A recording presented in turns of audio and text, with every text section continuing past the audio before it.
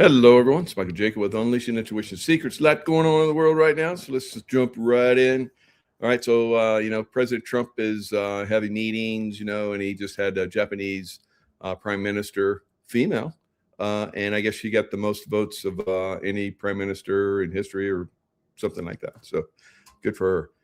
So she's committed to helping to keep our work on opening the Straits of Hormuz. And I've seen a proposal to have a pipeline, across the isthmus that's right there, the Strait of Hormuz. So trying to bypass, but man, Iran is like, hammering still. I don't know where these drones are coming from and these missiles, but they are like wreaking some serious havoc. They're hitting a lot of the oil industry of the Gulf states. I guess they put out a message. It's like, we're going to start hitting your facilities, so clear them out. So, and then shortly after that, they started, shooting missiles. It's like, we're going to come, we're going to kick you upside the head. There's nothing you can do about it, right? So Billy Jack. So we're seeing, Iran is not slowing down. And it's, Trump has said, kind of like Bush, it's like the war's over. Not a good thing to ever say until it's over, for sure, right? So not looking so good for the home team, but we'll see, because Trump may have something up his sleeves. And you never know. Today, the stock market was down huge. Then it recovered. Then it was down again. The price of oil went up. It was like $119 in Brent crude, and then it collapsed. The West Texas intermediary WTI was up over 100. Then it collapsed too. So it's something up somebody's sleeves, or are they manipulating the oil industry, keep the prices down? Who knows? But like I said, if you see the price of oil go down, you're going to see the price of the stock market go up. And sure enough, it did. It was down heavily. And then when oil turned around, the stock market turned around. So whatever's happening, manipulation wise, they're doing a good job of it, because it doesn't look good out there, right? With Iran, still having teeth and sinking those teeth into everybody that's around them. It's not looking so good. So let's look at a little piece of this. Now, I think, because we're really hammering the deep state, that we're going to see some arrests very soon. James Comey, James Clapper, they're high on my list of people that are about to get arrested. And Comey was just recently subpoenaed in a sprawling Russiagate investigation. So, of course, Comey, former FBI director, has been subpoenaed in the Justice Department's Russiagate investigation. So in July, it was reported that former FBI Director James Comey and John Brennan were under FBI investigation over their involvement in Russiagate. So it looks like those two are going to be on the chopping block. And Juan has said that Brennan, because of his treasonous actions, he may go right to Guantanamo for his trial. He may not get any action in the compromised judicial system that we have here in America. So we'll see. All right. So, we've had, these other actors on the stage. Peter Strzok, and was fired from the FBI in 2018 for violating Bureau policies after he launched the Crossfire Hurricane Trump-Russia probe in July 2016. So he was a bad boy, and his little squeeze was a bad girl. So both of them, Lisa Page, so both were fired.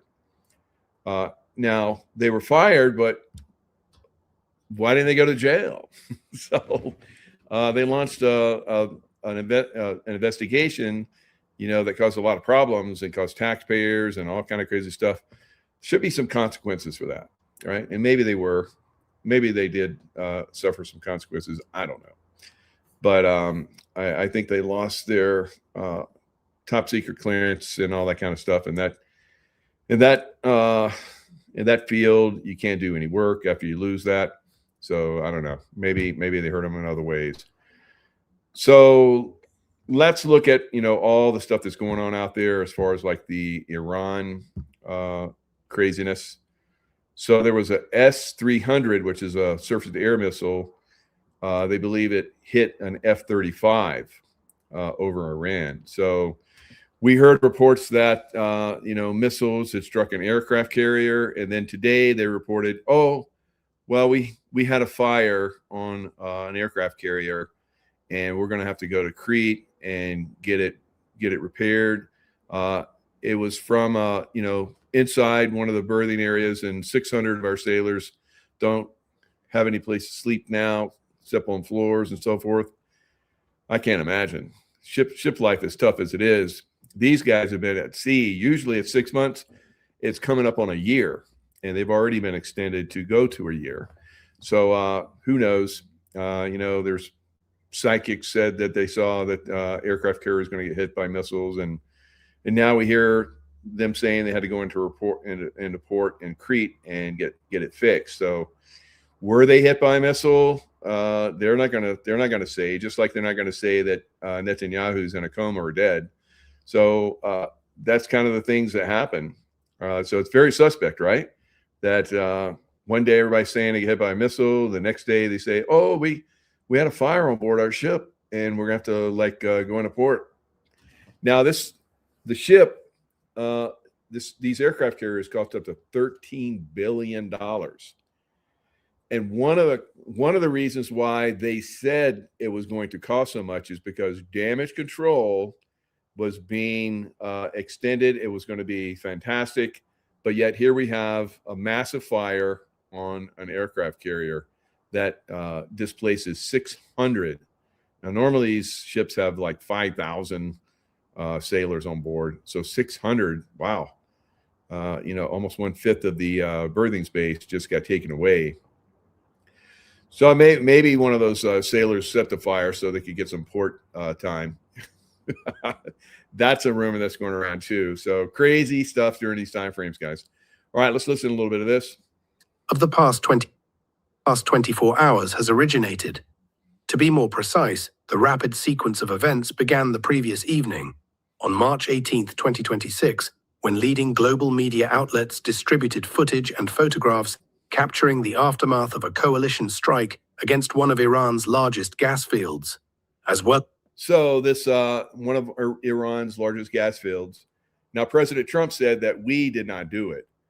It was an Israeli strike, and it could have been an Israeli strike because the Iranians hit one of their gas fields.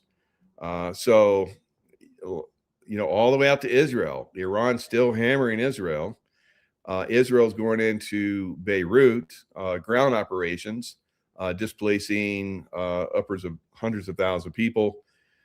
So this war is spreading. It's getting more intense. Now, there's a Marine readiness group that's coming. I've said that they're going to have to put boots on the ground. President Trump says no.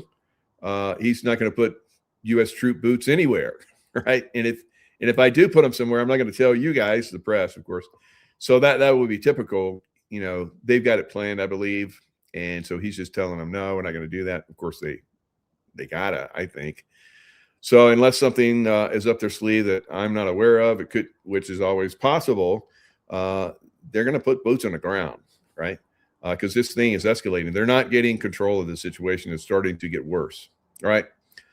Even though the price of gas skyrocketed today, and then it got hammered down. That's total manipulation to me, just like the price of silver and gold and everything else got hammered today.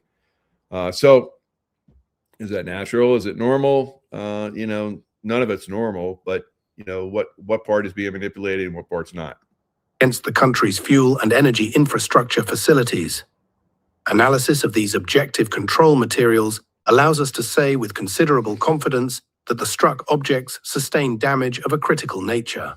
Almost immediately after the strike concluded, Iran's leadership issued a statement of fundamental importance. All analogous energy infrastructure facilities located on the territory of Persian Gulf states are henceforth declared legitimate military targets, meaning any countries that participate in strikes against Iran or whose territory is used to carry them out. Following this declaration, Iran published a series of maps marking zones subject to the immediate evacuation of civilian populations. Among the designated areas were the eastern part of Saudi Arabia, in the vicinity of Al Jubail. Within Qatar, the industrial city of Ras Laffan in the north of the country, and the industrial city of Mesaid in the south, and the largest gas field in the south of the United Arab Emirates. Following the publication of these maps, the authorities of the Gulf states immediately began mass evacuations of the population from the designated zones, and within mere minutes or hours, Iran launched ballistic missile strikes against the countries of the region. The first objective... All right, so about 4 or 5 different Gulf states, major oil and gas facilities got hit, right? That's not the end of the war, right? And I'm not dissing President Trump, but he's the one that said it. So he did say we're near, right? So near the end, but it doesn't seem like it to me. From my trained perspective, right? So there's a lot of naysayers of President Trump. I don't agree with them, but I'm just looking at the what's going on. I'm like, it's not looking so good, right? So whatever you guys had planned, and they keep saying, Trump has said, if you do this, then we're going to hit you harder than you've ever been hit, and it's beyond belief, and blah blah blah blah. But it doesn't seem to be having any impact. They up the hammer, and still drones and missiles come, guys. So not looking, like I said, not looking so good. There needs to be boots on the ground. That's the way it's always been throughout time. The Allied invasion of France and going across the straits and all that kind of stuff.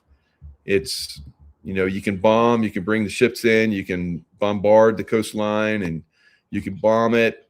But as we saw, they bombed the hell out of the coastline. But as we saw, the Germans were dug in deep, and they hammered the landing crafts, and a lot of people lost their lives. So you can only do the bombing campaigns for so long until you have to put the boots on the ground and take over. We've done that over and over again. We did that in Iraq. You name a country throughout time, they can send the I don't know what they can catapult boulders into the city, but eventually they have to storm the walls and go in and take over. So it's going to be intense. Still 10 days until the Marines get there. I think they're around Singapore or someplace like that now. So they got to go up the Straits of Malacca and then come over into the Persian Gulf. So still 10 days away. Those ships don't move that fast, right? And they don't want to move that fast because they have to fuel them up, and then it will burn fuel and cost money and all that kind of stuff. Anyway. All right, so Larry, we got the discombobulator. Yeah, we better break that out. We better discombobulate these guys, and and then take over. I don't know. They're holding back, but we've seen this in the past where Stormin' Norman, he basically hammered the Iraqis under Saddam Hussein, and when they invaded Kuwait. And, he basically destroyed their military, and they stopped him from going into Baghdad. He could have just rolled right into Baghdad, cut the head off the snake, and then they would have to unconditional surrender at that point. But nope, they stopped him. He left the service not long after, being a hero, and he died not long after that. I remember he released his book. I read his book. I'm like, God, this guy's amazing. What happened? And then he died, right? So that's kind of the way these things work. he didn't know what he was up against. It was like Patton. Patton, I guess, didn't know what he was up against. He did the same thing. He rolled over the enemy, and he could have gone all the way to Moscow and destroyed all the enemy. And they're like, nope, hold it. And of course, we had the long drawn out war. And it was the same thing with Iraq. We had a long drawn out war with them. So what's going to happen this time? I think that it's going to be much better because President Trump seems to be destroying the deep state. So we'll have to continue to watch and see the the progression of this thing and how it breaks out. So like I said, Trump says no U.S. troops on ground. Japan joins U.S. allies in potential Hormuz Strait coalition. Potential Hormuz Strait coalition. Again, do they have something up their sleeves? If somebody's going to surrender? Maybe he's got some people in there that are like, we're going to surrender, so don't destroy everything. Everything's going to be good. I don't know. All right, so it's going to be very interesting to see what happens. Stock market futures are up because oil's down, but if oil spikes again, like tonight, if Iran, hits more targets and destroys more stuff, the price of fuel will spike, and then they'll come in and knock it down. And I don't know. So definitely some manipulations going on out there, I believe, guys. It doesn't seem like we're getting control of this. Now we're going to talk about big pharma. Going to have some guests on here in a few minutes. A doctor that's going to talk about is going to have a slide presentation of how big pharma basically has been, saying, different products, as we know, work good, but not so much, right? If you look at the evidence, it really doesn't play out. And we've seen a lot of this. If you look at, and I'll just show you, I mean, you can pull up on the internet. Here's the way I queried, the internet. Does big pharma lie about product outcomes? Yes. So this is, AI. Yes, there are claims. We have to say that, claims, because big pharma owns YouTube, right? And if you get out of line, they'll shut you down. So we'll have to play middle of the road and say, well, these are the claims, but they're claims and they may or may not be true. Now, a lot of times they'll have their doctors that do studies, or they'll do studies they pay for, right? And the outcomes seem to be okay. And then they have doctors that go through, their, programs. They're educated by them, and they're beholden to them because they pay them quite often a lot of money for promoting drugs.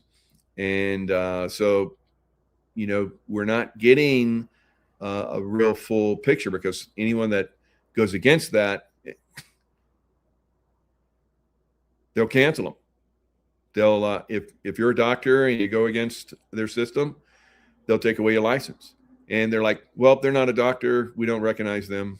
Well, they were a doctor, and they were speaking out, and you took it away from them. So this happens quite often. So yes, there are claims that pharmaceutical companies, often referred to as big pharma, intentionally misled patients about the efficacy of their products to maximize profits. This includes allegations of concealing negative outcomes and promoting drugs without full disclosing risk. Of course, when they promote a product on TV, it's often where they're like, you have that voice that talks like 1,000 words a minute, and these may have a problem with you, that kind of stuff. So we've had some very, very serious complications in the past with big pharma. A good one is OxyContin. Purdue, one of big pharma's big marketing campaigns and so forth, they got hammered But that's not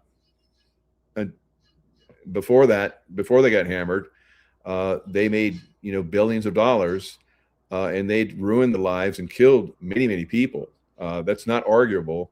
That's fact. So definitely big pharma is something that needs to be watched and monitored. And, we can make our claims, but, because everything's controlled by them, we have to be very careful. But we can still, come out and make our comments and talk about this stuff.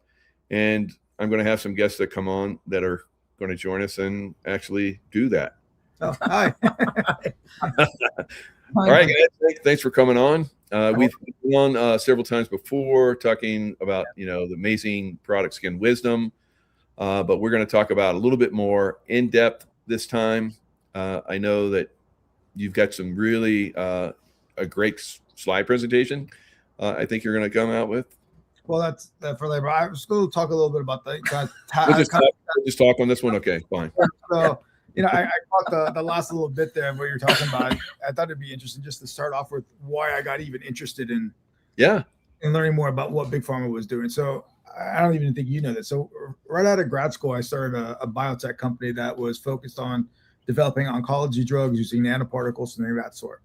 Nice. And I remember sitting in my office one day early on, it's like 2004, and I was reading a press release from Genentech, which is a huge biotech company. Yep.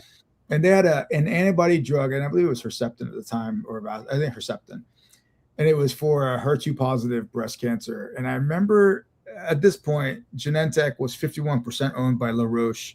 And I remember the results they got were good in the world of oncology. I think life expectancy doubled. And what I mean by that is it went from 3 months to 6 months. It wasn't like you were giving people years, right? And the spokesman for Roche said, "Oh, we're going to double the price because it worked better than we expected," and that floored me. And I remember that day because we had done deals with Novartis and Sanofi Aventis. We were doing pretty good sized deals with these companies. I was like, "There's not a chance we do a deal with Genentech, or if that's the way they think." I was for it, so that got me going. I was like, that fired me up. Because we're playing with people's lives at this point, right? We weren't dealing with somebody that had arthritis, even though those are bad indications. We're talking about people that are dying, they had life expectancies of 3, 6, 9 months, and we're going to double the price on them as if it wasn't already expensive. These are like $50,000 a month, medications that were in here. So I started really after I ran that company for 11 years, and I stepped down as CEO, and I started kind of looking into what was Big Pharma really doing? Like, what are they doing? What are the games that are being played here? And you and I have kind of touched on this offline before, but, I started looking at the different games that are being played, and, I started putting together a little time. I was like, I would love to talk to Michael about this a little bit more and really kind of let people know what's happening. I'm not saying you have to do anything with the information, but I'm saying it's important people understand what's happening in the healthcare industry, because these big pharma companies are responsible to bringing medication and healthcare to the general population. There's a big responsibility with that, and have taken advantage of that, in my opinion. They've gotten so big that they're able to do things that other the normal companies would never do in terms of their tactics. So the first thing I thought I'd talk about was kind of how they use patents to really maintain exclusivity for much longer than they're supposed to get. So you guys may know, you get a patent on a drug or anything, you get 20 years of exclusivity on that compound. So what pharma will do is they will make small little changes to the formulation. And I mean minor, like changing the crystallization, the type of crystals that they use, the different size, nothing that's going to really change the efficacy of the drug, but that gets them more and more patent life. What that means is that you can't get a generic drug developed, right? Because the patent still exists on the original drug itself. So this is called evergreening in terms of what pharma's doing. Evergreen. Yeah, that's interesting, Michael. Evergreening. We know that for other things. So for example, Humira, which is Abilify's drug, it's probably had 250 patents filed on it. They've had exclusivity for well beyond the 20 years that they were supposed to, and they've really monopolized that drug, right?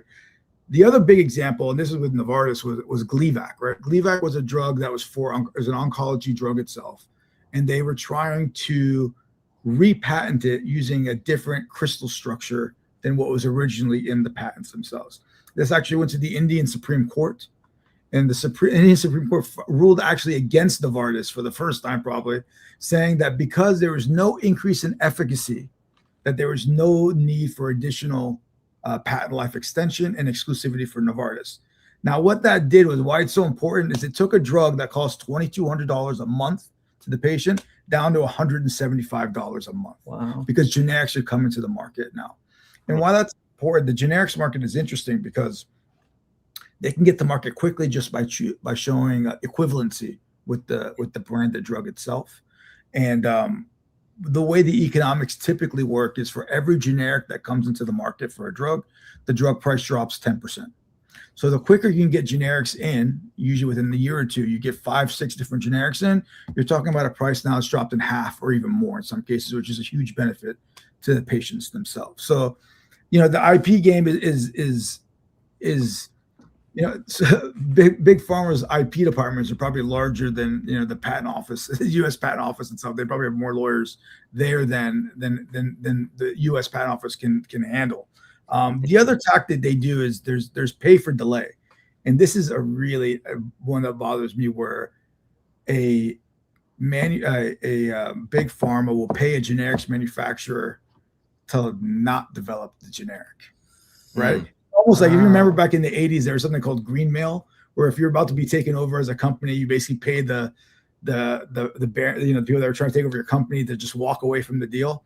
This is what they do, pay to delay, and this happens quite a bit. And there was actually an FTC case against, I forget which big pharma it was, but basically showing that they were basically illegally paying other generics manufacturers to not develop generics of this drug so they could maintain their branded pricing, which is usually 10 times what the generic would actually be itself.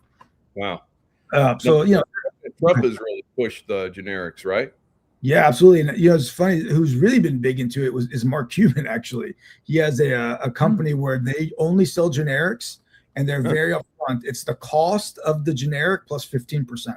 That's it across all the board, and it's online, and they deliver for it. It's actually a pretty impressive company that's put together with that. But yeah, generics are the other part of it is, with all up until very recently, Medicaid, and I'm sure couldn't negotiate as a group for all the pricing, for the pricing of the drugs themselves, right? So if I'm in charge of Medicaid or Medicare, and I want to negotiate the price of insulin, I was barred by law up until 2 years ago to do collective bargaining for that.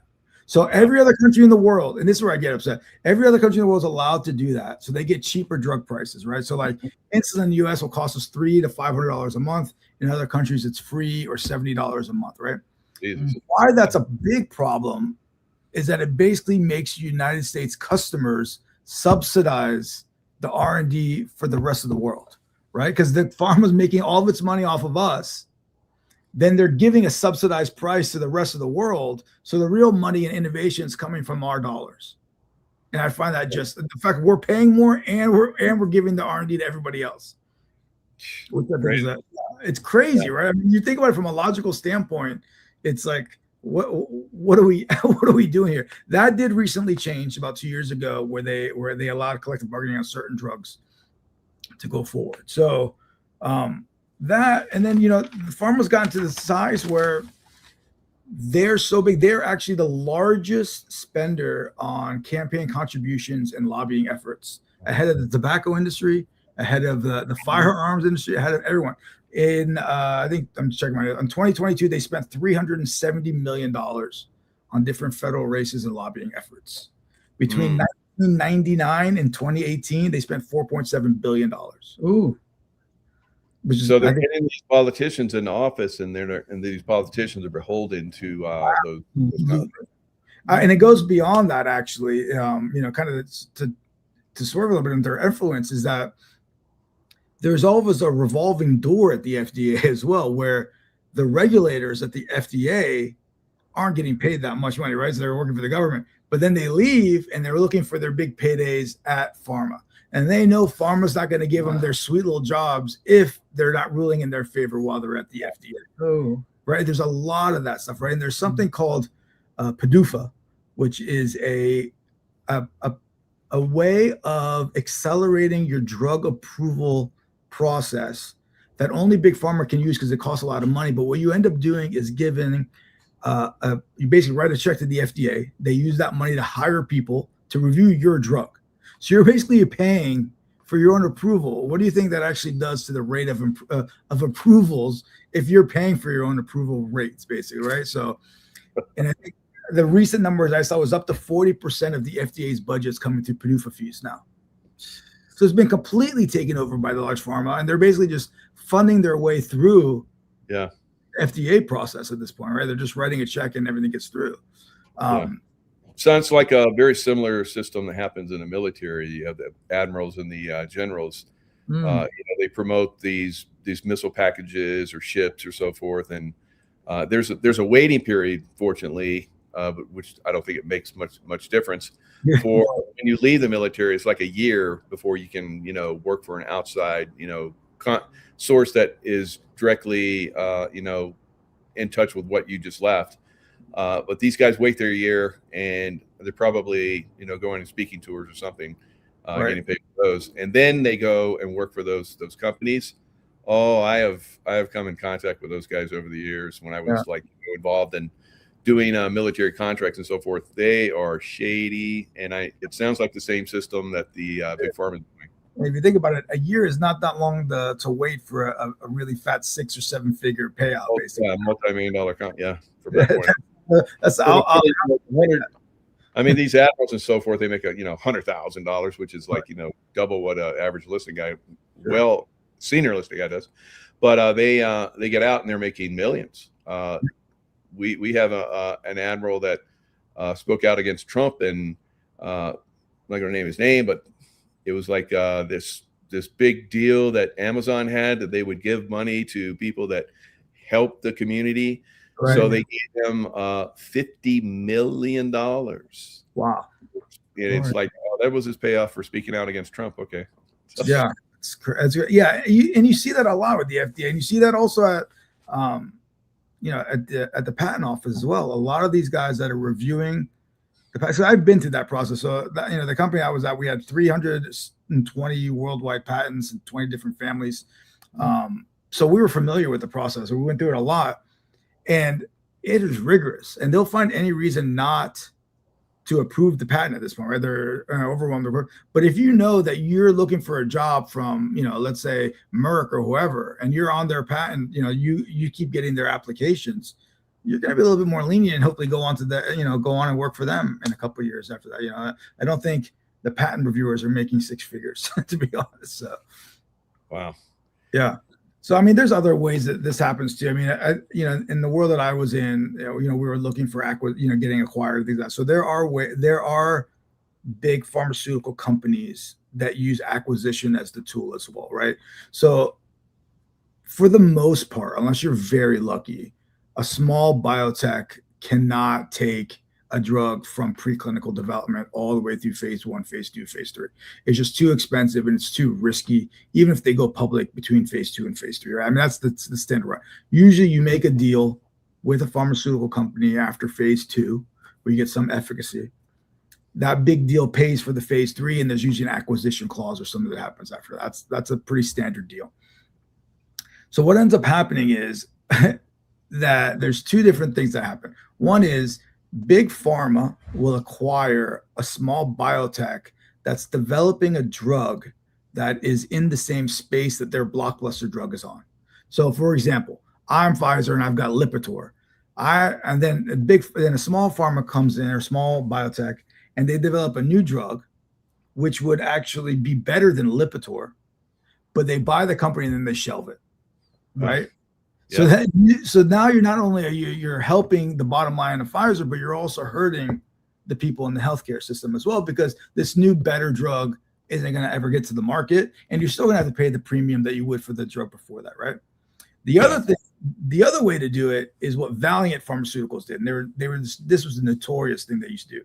Valiant would come in and buy drugs, smaller companies that had drugs in the market, and immediately upon acquisition, increase the price 500 to 1,000%.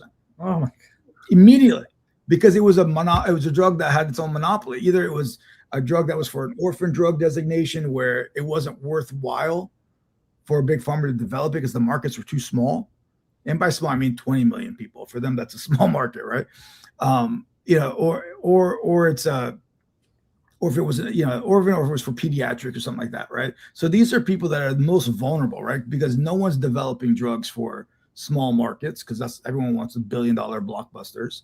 Or in the kids, you usually have pediatric indications typically have higher hurdles to go through, so they're more expensive to develop because you want the safety of the child takes precedence over the efficacy.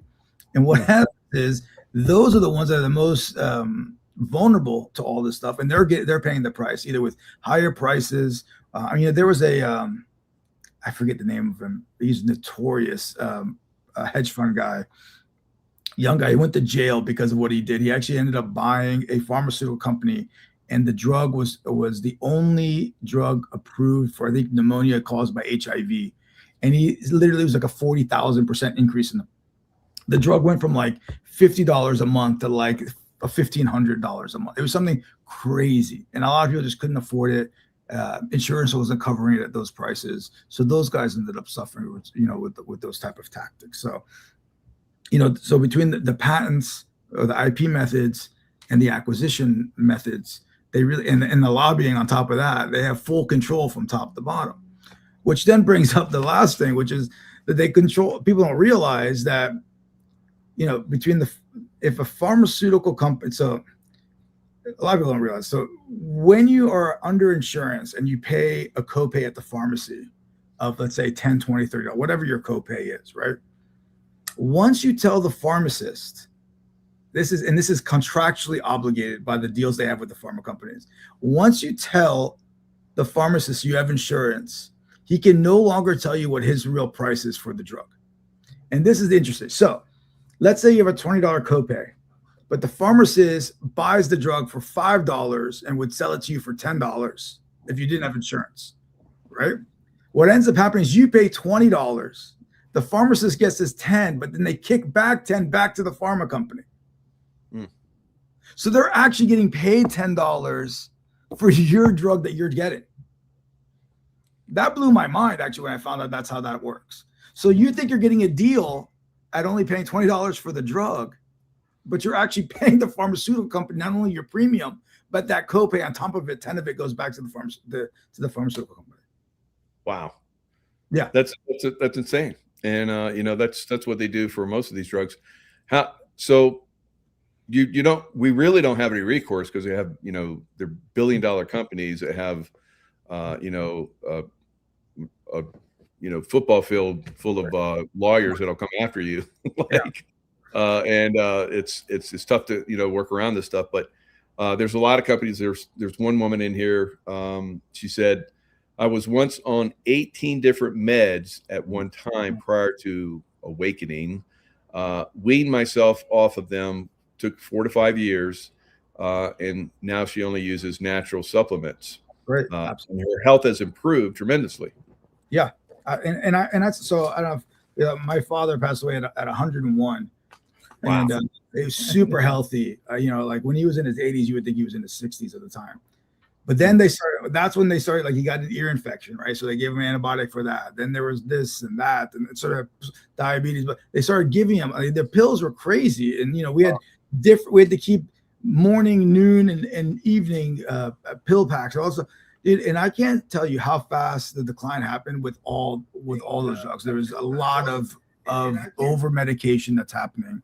And I agree with the audience that just wrote that, because I think I've mentioned this to you before, is, once I left that biotech that I started, my perspective on the whole healthcare industry changed, right? So I started believing, and kind of why I came to Wisdom was we have access to everything we need to heal our own bodies. We just got to make sure we do it properly, right? Whether it's preventative care, which by far is more important than any treatments afterwards. As long as you stay healthy, you eat right, you exercise, do all this stuff, that's going to benefit you way more than any of the medications that you're on. Now, I've spent a long time as well I've been fighting with my blood sugar, and I was telling Jennifer I've been working really hard to get my blood sugar down without getting on medication. Right. Turns out berberine, which is a natural cheap alternative, was just as effective as metformin in clinical trials. But no one gets information unless you start really diving into things. It becomes the information is not readily available, and I think that's obviously done on purpose so that we can obfuscate, alternative medicines out there. And then, and I'm sure with the history of the Rockefeller family with the medical schools and how they've really pushed, if you can't make it in the lab, it's not real medicine and all that stuff. So we lost a lot of our natural remedies that were out there. Now, obviously, there are times where traditional medicine is necessary. I'm just saying, I think it's been taken way overboard with where we are now. And a lot of games are being played to make sure that, for sure, the American people are overpaying. And metformin, I took that on recommendation of these guys are really into fitness and diet and so forth. So I took that for a while, and I didn't feel like it was really doing anything for me. But I have another friend that started using it because of this one guy that was following, and we did shows together. And he ended up getting like diabetes, something crazy. And he thought it was from metformin. So, and it messes up your gut a lot as well. Like, so the way that metformin works is that it doesn't allow the uptake of sugar in your GI tract, which then increases a lot of water that goes in there, which changes the whole biome that's out there, which has a whole other cascading effects as well.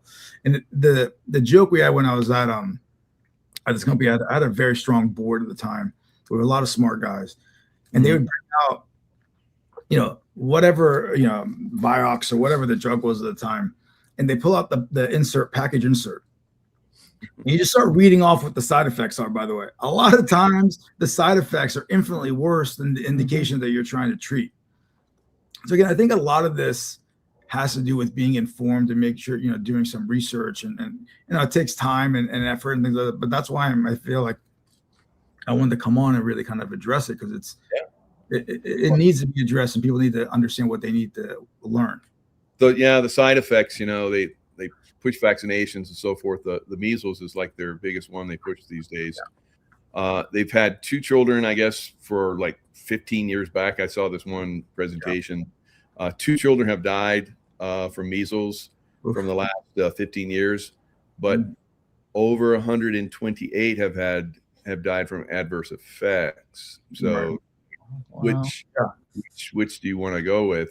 So it's a tough. You got to do your research. You got to look at all the evidence. And I do berberine.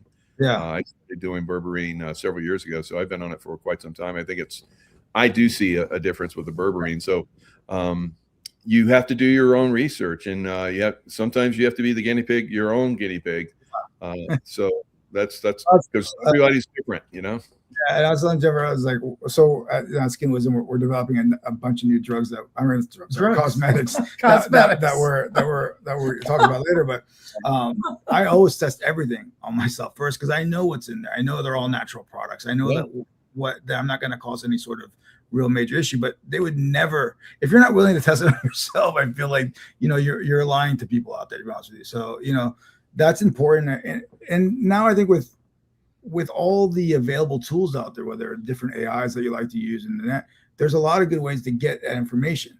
I will say those adverse events are difficult to find sometimes. They are not out in the open. Then the statistics on them are not. Yeah. So remember the one you were talking about today where they changed the chart for the adverse events? That was touching on, I wasn't going to read it, but touching on the Purdue Pharma. So I don't know. I'm very familiar with that company. Actually, when they went out of business, my company bought a lot of their equipment because the labs all got shut down and we need lab equipment. But the people don't realize kind of how OxyContin actually got approved for what it actually got approved for. That drug was supposed to be non-addictive. That was the claim, was non-addictive. And the way that was shown was by changing the scales on the dose curves, right? So instead of showing that here's oxytocin, here's Oxycontin and oxycodone, the curves would look like really close, but they would put them on a log scale on the y-axis, so that it would look like there was a much bigger difference, and it would be an order of magnitude or two that would show up that wasn't actually there. So, I was telling Jennifer, I was like, I wasn't going to talk about it, but there are a lot of tricks that can be played, and the reason why they work is because the people at the FDA, excuse me, were getting jobs at Purdue after they left. Flat, and that's been known. We've seen them. They basically were winking an eye. They waited a little bit, and they got big paying jobs at Purdue Pharma after they left the FDA, after they got the drug approved with the special labeling that it got. So there's a lot of games that are being played. I think you're right. It's hard to find a way to solve some of these problems because of the deep pockets that big pharma has. But I think it's important for us. The more information we get out on it, the better chance we have of kind of tackling it. Right? There's just sitting back and letting it happen is not really anything that I think is acceptable. I don't think you think it's acceptable. So did you see that one series, Dope Sick, with Michael Keaton? Yeah, that's really accurate. I think it's very accurate. I think that's exactly what happened. Actually, and I know for a fact the FDA part of it is 100% because there was actually investigations afterward about all that stuff.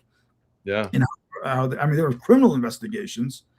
Unfortunately, the family had enough ties. Skankel, I forget the name of the family, but had enough ties where they didn't get criminally prosecuted. Wow. But they did have to pay, I think, a couple $1 billion in fines, which who cares at that point? They already made tens of billions of dollars off the sale of the drug already anyway. So to me, a fine like that doesn't even make sense. I think the fine should exceed the revenue. That's what the fine should be. The fine should be, if you made $10 billion off this drug that you lied about, the fine should be $20 billion. Yeah. Or else there's no consequence. Otherwise, you made a few $1 billion for lying and you got away with it, to be honest with you. And, and what doesn't get factored into that, and I think it's shown in that movie, but is the fact that people got on these pain pills, right? For whatever garbage reason they got, because they said it wasn't addictive or what, and it was the long-term pain management, whatever it is. Those people ran out of insurance or whatever. They ended up going to the streets. They ended up getting heroin or whatever they got. And so now think about, just from that one horrible decision that the FDA had based on fake data that everyone knew was fake once you looked at it. Mm-hmm. You had all these deaths that happened as a consequence of that. And to pay a few $1 billion fine is, to me, laughable for what was actually done to the American people. Yeah. And then on top of that, because I've had people on that have, they got, what's that spider thing that happens to your spine where you get, your nerves are messed up. Yeah, so their spines are messed up, and that's from getting injections in the spine. And women, they give birth, get that as well.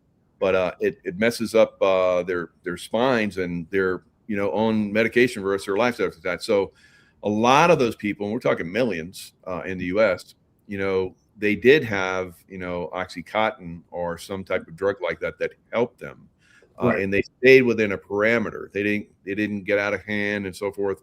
Unfortunately, like some people did. So what they did is, because they, got fined, all these people got fined. They're like, they came in and regulated, so that a lot of those people that were, getting great results started to lose their drugs. And some of these people on my shows, and then you'd have doctors that would subscribe them, and they get in trouble because they're, like trying to help them, because that's what was one of the problems to begin with. Because doctors were just giving it out like candy. And we're using it for, selling it for drugs out on the street and all kind of crazy stuff. So that's one of the, problems with a lot of this stuff as well. Yeah. I mean, look, we're in Florida down here. So this was the pill mill capital of the country. People would drive from Massachusetts down just to do the tour of Florida with the different pill mills. They have tried to put in different controls in, though I don't know how good they are, where the prescriptions go into a central database, and then you look for weird trends. And if someone keeps giving the same name, and like, you can't do that anymore like they used to be able to do. One thing that I think was that they did that might have been a little bit overboard, like you mentioned, was, you couldn't prescribe more than like a 3 or 5 day prescription of an opiate at a time for acute pain type of stuff, right? The problem comes in where people don't probably realize this because it was such a short period of time, but Purdue got approved to do so. Typically, it was a 15 or a 30 milligram pill. They got up to 160 milligram pill for 3 times a day. So that was an approved drug of an opiate at 160 milligrams per dose, which I just could not wrap. I mean, at that point, every receptor in your brain has gotten being hit 3-4 times by the opiate. So I think it goes back. I think that shows you more anything the amount of power they have to get something approved that was unnecessary. I mean, that's like, you shouldn't even get that dose in the hospital, 160 milligrams, when the normal dose is 15 or 30 was considered a high dose at the time. Then they had the 80s and they had the 160s. So it's I think all of these things that we're talking about, even though we're kind of highlighting Purdue, it's just abuses that have happened, and they all do it, right? Look at Vioxx was another one, right? Vioxx was a drug that was for osteoarthritis or whatever it was, as a pain. It wasn't an opiate. It was a Merck drug at the time, I believe, and the reason why it was pulled off the market was because they lied about the data that was on. People were getting cardiovascular events and they were dying. You remember the whole thing with Vioxx was people were taking it and they were having like seizures and dying. There's a certain part. People don't realize Merck didn't get in trouble because of that part of it. They got in trouble with it because they lied, right? Pfizer had a competing drug. They just put a black label on it and it was allowed to continue to go forward. Again, even though we knew there was these significant adverse events that were happening. So again, you got to start questioning yourself, like, where are the checks and balances to the power of a large pharmaceutical company that wants to push a drug forward? Yeah. So that had in the chat, someone told me what the name is: adhesive arachnoiditis. And then, really, really bad stuff. And then epidural. Cortisone epidural, women giving birth to babies, and then people with joint pains and all kind of crazy stuff, they get epidurals. They can make those bad, and then you're on a lifetime of pain, horrific pain. So I guess that's arachnoiditis is not something that's you laugh at all. But then, so go ahead. Sorry. No, I was gonna say, like, listen, I'm not trying to diminish the pain treatment area. There's a very valid for a lot of people. There's a point where someone's asked the question: is this being abused? Not the drug, but is the prescriptions being abused in terms of writing them? Are we taking advantage of the American people with what we're prescribing to them? Are we taking advantage of the American people and making them pay for everybody else in the world's drugs, basically subsidizing that? Are we taking advantage of the American people because we're not giving them alternatives that would reduce the price, whether it's through generics or competing drugs themselves? I think that's the point I'm trying to say, is that there's obviously, in the opiate world, there are absolute uses for it, especially in the veteran care when the people are coming home and they need, pain relief and things. What I'm saying is that being overly prescribed? One.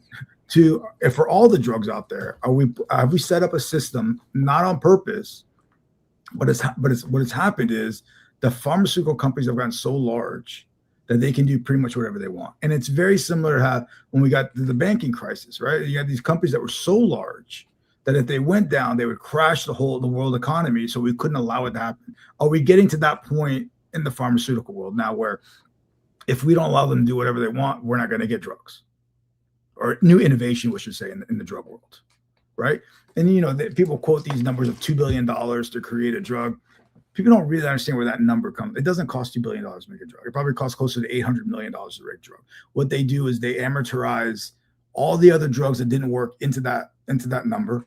They also take opportunity costs, which is hysterical because their opportunity is to develop drugs. So I don't know how you have another alternative opportunity than developing a drug that you're supposed to do. So all these other factors are put in, and they balloon that number up. And the reason why you would do that was to make everyone believe that it costs so much, so you should pay $50,000 a month for whatever life-saving drug you need there. And that's not the fact. It's not true. Wow. And you get approved by the FDA, and then FDA seems to have their hand in control of Yep. you. And I know that you guys have not wanted to get FDA approval because of that. Tell us a little bit about that. Yeah, so I mean, you can tell the story, but for us, we've stayed in what we consider the cosmetic space, and the reason why that's the case is because we didn't want to go through the FDA process going forward. One, we didn't think it was necessary because we could bring our stuff to market with the same benefits as we could otherwise. Eventually, we may go through it over-the-counter registration, which doesn't have to do with trials. We'll actually just submit a paperwork, and we're good to go for that. But I know in the past, before I came on, you want to tell the story a little bit about what? Well, so the first thing that comes to mind, over and over again, when we were having great success with Skin Wisdom, one of them was with a large, I won't say the name because I shouldn't advertise for them, but a large company in Tampa that had 3 different large restaurant chains, some of them sort of Italian, Anyway, we met with the head of that, who was a friend of our vice president. And I went in and he said he saw what it was doing. And I had been supplying the bottles to one of the local restaurants here. And all the cooks who were working over fires and stuff would spray it on, and it would stop the burn instantly. And I was working quietly with the National Cancer Institute trying to get it out too. Well, the CEO of this huge company said, we want it, and we want 12,000 bottles a month, but you have to be FDA approved. And I heard this over and over, Michael, so many times. So we go, okay, we'll get FDA approved. And so then a lot of miracles happened, and some people that were friends of mine happened to be working for J&J. I can say that. And it was my high school classmate. He was head of all silicone research for Mentor and then J&J. And he happened to be my classmate and friend. And he said, Jennifer, this is an incredible product. He'd been playing with it. He said, I'm going to get you a meeting with J&J. We did that. They were going to take it on. And then they laid off 4,000 people the next month and said, well, we're not going to fund it. But they all kept saying, you have to get approved. You have to get approved. We were hoping J&J would get it approved so we wouldn't have to pay the millions. Cool. So we have tried twice. I'll shorten this, but we've gone twice where we've manufactured product, got it ready to go to the FDA with my friend's paper, the guy from J&J saying, this is incredible. You got to do it. We filled everything out correctly, got the product made, and you have to wait 6 months to test it and 9 months. And all of a sudden they said, the product is falling apart.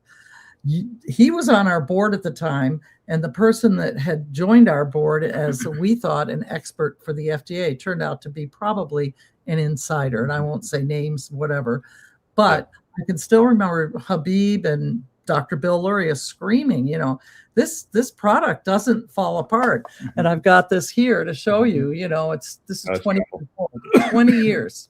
Wow. So, we knew it didn't fall apart, but we were confused. So we sent it to a place to be tested, and they found out that the company I trusted and had been manufacturing for me for the past 10 years had switched, and they had added 250 times the amount of aloe into the product. They were manufacturing some pharmaceuticals. So I gather, I was so naive, I didn't realize the big world. I've learned the big world now, so I'm not naive anymore. But we transferred to another company in Florida and found out after 2 years, it took 2 more years to do that. I had to raise a lot of money, and we did it, and Habib was there. All of a sudden, they come back and say, your product is no good. It's dropping out. And I go, no, it's impossible. So this is a miracle. Dr. Bill was in his office, and a woman said, my brother tests products like that. He's a professor over in Ohio at a university, and he'll do it for you because you're paying out of your pocket for free. So God took care of us. We sent it there, and he called immediately. He said they were actually washing the beakers with tap water, which you never use, not only pharmaceutical, with cosmetic, ever tap water.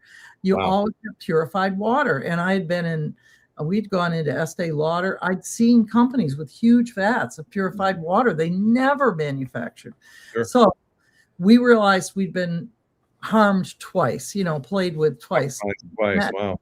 I closed off my board and got rid of that person that was on the inside that had been sent from the first company. But then I started, of course, Michael, I was following you by that time. No, I started realizing this is the big deep state, whatever it is, but big bad people out there that don't want me to succeed. And I also was living in Florida. Over 80 doctors had been killed jogging, going to work, heart attacks, car accidents, 80 naturopathic doctors. Right. And I never forgot it. And I realized this is a war. This is a very serious thing. And I've been staying underground, Grandma Jen, that's all I am. That's all I am. But, you know, I'll go back now to Habib, because at that point we regrouped, and now we're going forward again. Whether we get FDA approval or not, we might not, but we still have pressure. You've got to, if you want to help people that are sick, you have to get that approval. Well, it's crazy. Why? But anyway, go for it. Yeah, I mean, we don't need the FDA approval at this point. We're staying in the cosmetic space. Good. We have to be careful of what we say in terms of the claims, but all the products have a lot of actives in them. We've spent a lot of time really developing these these cosmetics so that they have a therapeutic benefit, which I can say, because there's aloe vera, there's proven ingredients in here that are natural, that have a significant effect. And that's kind of how we're going forward. I mean, you know, we had mentioned on other podcasts that we're in the final stages of manufacturing of the lip balm that you tried out, that we sent you samples of. That should be coming out next week in terms of the first batches to make sure that everything's ready for the full manufacturing. And then, you know, we have probably about 8 more products that'll launch over the next months or so. I'm sure in the next week or 2, you'll probably get a care package from us with a bunch of products. But, you know, we're looking at, you know, shave balms. We're really kind of looking at, and the way I think about it is the cosmetics that we're developing, whether they're serums for your skin and stuff like that, are so advanced from the standpoint of not only the silicone technology, but also the amount of ingredients in them. So different types of antioxidants that work different ways, that are staggered, different types of ingredients to repair the cells. So what we're trying to, I was looking at it and I was like, yeah, these 2 serums here would replace 8 other, maybe 5 other products from other companies. So I think we ended up coming up with, we're trying to make skincare simpler for everybody. So we're going to give you all the benefits that you get from all these very, 5, 6 different expensive products and 2 products to make things much simpler and easier to take care of, but they have all the benefits of them. So hopefully in the next couple of months, you guys will get those released and we can talk about those products as well. Oh, that's going to be great. So we always try and bring in some, examples that had, some severe burns on January 20th. Tell us a little bit about this, Jen. Okay, that's my son-in-law, Corey. He is a landscaper, and he had some gloves on, and they had gotten gasoline when he was filling his tank, all the tanks you do, mowing and stuff, and it exploded into flames. And so he pulled the glove off, and they called me immediately, and I said, start spraying. So he ran home. I think he ran home, but he carries it with him now. And this was the first moment, the first top one. And then the second one was that same day, happening a little later. His body reacted, Right.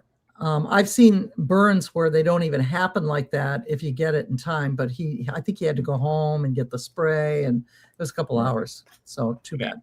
So then we scroll down. Yeah, Michael's doing it. Yeah. So that was, you've got the date there too, Michael. I've got 5 days later, looks like, Tuesday to Sunday.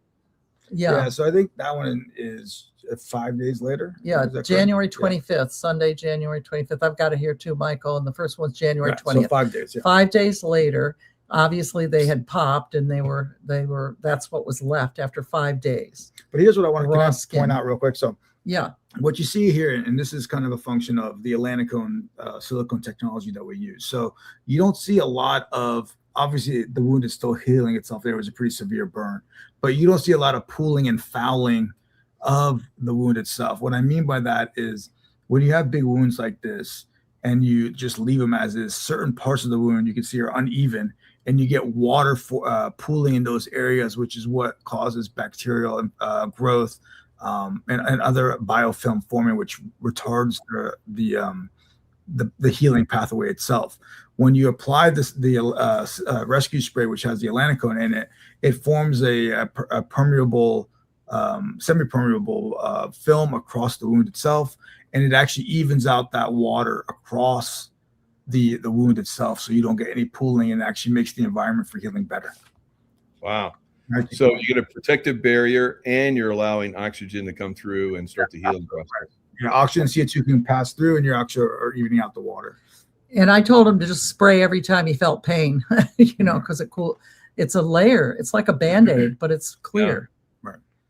And then I think at the end there, I think after, what is this? This is the so this one, I think it's a month. Is February 16th, right, yes. 1 month later. A month and a week. Yeah. Right. So that looks great there. So that's just a month. Yeah. I mean, it's amazing. That's incredible. What you can see here is we're getting to the point where that was today almost completely healed, but I'll bet you any amount of money there will be no scar there from that significant burn. So the way it applied quickly, it healed properly, and you're actually going to not get a scar in that spot. I bet you if we took a picture of it in a week or two, that you won't see a scar there. Wow. Amazing. Yeah. I had to text them and say, I need a new picture. So I got it just in time. Perfect. And we've had a lot of people that have sent in, similar photos. But you're right. The sooner you get the Skin Wisdom on there, the better. Yeah. And it really makes a huge difference. So that's why I say you should have Skin Wisdom. It should be in your med kit. It should be with you all the time. Yeah, it stays with me. Well, also, I just saw someone say they grow aloe vera plants, Janet DeMello. My mother raised me with aloe vera, and we have aloe in our spray. Yeah. So just know that we're believers. But the spray is different, and it's very different than aloe vera, and it creates that barrier that stays on for 8 to 10 hours as you spray it on, because it's a silicone that adheres to the skin. So there's a difference. So we combined it. We've always had aloe in our product. Always. Yeah. The silicone itself, like Jennifer mentioned, acts as a semi-permeable barrier. But what that does is not only allows that oxygen and CO2 exchange and water's not pooling, it actually keeps the actives like the aloe vera and the atlanticone, all that stuff, in contact with the wound for longer, so you get more benefit out of it, right? So I almost want it's not exactly that, but you can almost picture it as a liquid Band-Aid that's going over the skin itself, forming a layer, giving you the best chance to heal quickly. Yeah, and we've all used it to great effect, and everyone that I've introduced it to, they absolutely love it. I've had great results from it. If I get a little or a big wound, whatever, I spray it on there, and it's healed within no time. Right. It's amazing. So anything that you have going on skin wise, and your skin is the biggest organ on your body. Yep. And you want to like give it the best stuff, and Skin Wisdom, there's no other better product out there. A lot of the people that have been using it now have been using it preventatively, prophylactically. So instead of getting cuts and stuff on their hand and waiting for them to get treated because they have dry skin, they've been spraying it on at night before they go to bed, and it's prevented that from even happening. And we saw that, I think, a long time ago. We talked about the Marine study that we did with 250 Marines that went out to the Mojave Desert for training. And when they applied it to their skin, their feet, their groins, and their armpits, that they were significantly reduced amount of blisters, chafing, and any of those type of stuff. So not only can it be used as a treatment, but again, kind of like we talked earlier, it's preventative as well. Yeah, very good. So we still have a special sale going on till the end of the month, right? Yeah, so we have 50% off using Jayco 2025, all lowercase, J, capital J, lowercase, everything else. 50% off and free shipping until the end of the month. And then, and I get it now because I think shipping costs are going to go through the roof where oil is these days. So I think next month we might see a little bump in that. So yeah, free shipping, 50% off, Jayco 2025. Jayco 2025. All right. Fantastic. And, that was last year's, but we keep it simple. Keep going, keep it consistent for everybody. Yeah. So, yeah, you guys are like, cutting edge, and we got more products coming out. Wow, that's going to be amazing. So I look forward to sharing those new products coming out. Thanks so much. Yeah. Hopefully next time we're on, we'll have the lip balm will be out, and we can talk about that a little bit more. Outstanding. Lynn was sharing today because we were with her that her father had this allergy that his lips would blow up if he didn't put something on them. They get very dry. She has the same thing. And so, and I'm sure she'd be happy for me to share it here because she, Oh, yeah. you know, but she said that she had chapstick in every room, like 4 or 5 in every room, because she had to constantly, every 15 minutes throughout her life, had to put it on. And her father had an incident when he was in the military where he went out for 3 weeks and forgot to bring it. He ended up in the hospital after 3 weeks, lips totally blown up, and he had to stay for days in the hospital from this disease. So she said what's different for her, because we obviously sent it to you guys and to Lynn to try it out. You explain what she said or how she said it. So there was always this underlying anxiety that she had because of her lips. So you can imagine your lips are chapped and they're always in pain. You're always going to have this underlying anxiety that, oh my God, what happens if I don't have my chapstick with me? Because it lasted so much longer. And, you know, it's not just a lip balm, right? So what we have in there is a lot of antioxidants, a lot of cellular repair drugs, so things that fix the actual lips themselves, not just an occlulant that blocks the moisture from being lost. Is that she got this real mental clarity and calmness that's come about her now, because she doesn't have this constant anxiety going on in the back of her head, because she doesn't have to worry about her lips, which I thought was really a nice unintended benefit to using it that we're really happy about. Fabulous. Well, patches. Patches, because that's why she came to you. Yeah, it's great. Dr. Ivy and Jen, thanks so much for especially those insights on the big pharma and stuff. That's great. So you're bypassing, because they wanted to, use your product, and it's great for, people with those angry cells and everything. And there's a lot of applications that can come about through the Skin Wisdom. And I think because you guys have basically worked through all of the craziness that's trying to take you down, you're going to get rewarded. I hope very greatly going forward. Yeah. No, I'm feeling very confident. We thank you and your audience for the support. Yeah. Thank you. And we look forward to, having you guys back on when the new products come out, and it's going to be soon. So get ready, guys. Yeehaw. Spray on. Michael.